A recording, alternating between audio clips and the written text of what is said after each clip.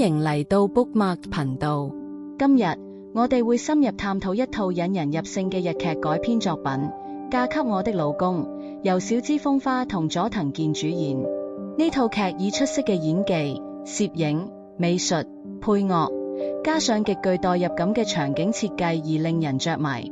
故事圍繞一位叫做美沙嘅女性，佢膽小、脆弱、被動，亦好容易被人操控，一直活喺其他人嘅擺布之下。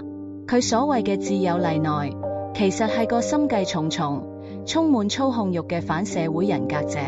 而佢嘅丈夫智也就係一個冷酷無情、自戀成性嘅人。喺無任何真正朋友嘅情況下，美沙默默承受住一切痛苦，正如佢形容自己係被獵狗吞噬嘅迷途羔羊。但係命運突然出現轉機，喺被最信任嘅兩個人聯手謀害之後，美沙竟然得到第二次機會。時光倒流10年，回到2015年，今次佢手上握住可以改寫命運嘅力量。喺現實世界，我哋人生得一次，無法回帶，無法抹去背叛。亦正因為咁，呢套劇咁引人入勝，睇住美沙點樣找住屬於佢嘅第二次機會。佢學識珍惜自己，勇敢面對曾經傷害佢嘅人，終於成為自己人生入面嘅主角。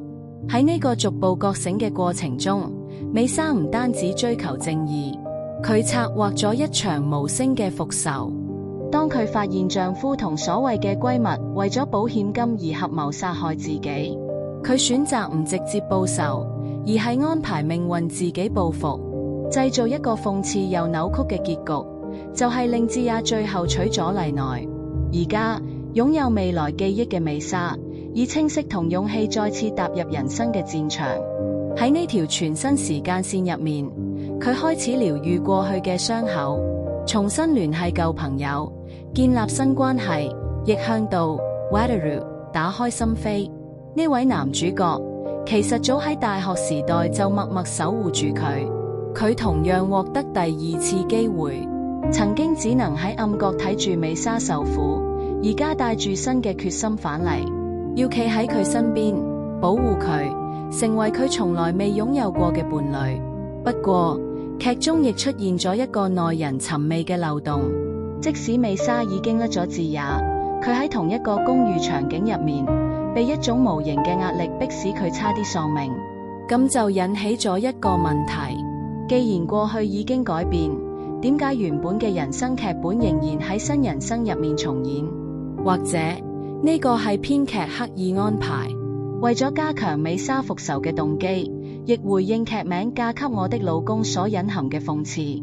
但不如我哋停一停，諗一諗，如果呢唔只係一套劇，如果美沙同你同我一樣，人生得一次，佢喺2015年真係可以改變命運咩？答案係可以，唔係靠時光倒流，而係靠靈魂嘅覺醒。喺佢第一段人生入面，美沙將所有錯誤歸咎自己，佢就好似一隻迷失嘅羊，喺一個充滿狼嘅世界漂泊。喺嗰個世界，佢唔係需要第二次機會，佢需要一位牧者。正如詩篇23篇所講，耶和華是我的牧者，我必不致缺乏。他使我躺臥在青草地上，他使我的靈魂蘇醒。又好似以賽亞書53:6，我們都如羊走迷，各人偏行己路，耶和華使我們眾人的罪孽都歸在他身上。每個人都會迷失，都會失敗，但每個人都有機會被更新。美沙就好似你我一樣，係一個有缺陷嘅人，佢需要一位超越自我，比佢自己更大嘅拯救者。佢需要福音。當我哋接受耶穌基督成為我哋嘅救主同主宰，我哋唔再需要時光機去改變人生，因為我哋會變成一個全新嘅人。正如哥林多後書5:17所講，若有人在基督裏，他就是新造的人，舊事已過，都變成新的了。美沙嘅身份唔再由背叛或者恐懼去定義。佢可以帶着神作為佢的保護者走下去，喺教會群體入面揾到平安、智慧同埋真正健康嘅人際關係。而喺呢個版本嘅人生入面，可能佢已經唔需要再復仇，因為真正嘅療癒會帶嚟寬恕嘅力量，同埋信靠神嘅公義。正如羅馬書12:19所講，親愛的弟兄，不要自己申冤，寧可讓步，聽憑主怒，因為經上記着，主說：申冤在我，我必報應。寬恕唔等於和解。如果麗奈從來都唔悔改，咁佢就唔應該再出現喺美莎嘅人生入面。但如果美莎真正擁抱咗呢場覺醒，佢將會踏入一段真正蒙福嘅人生。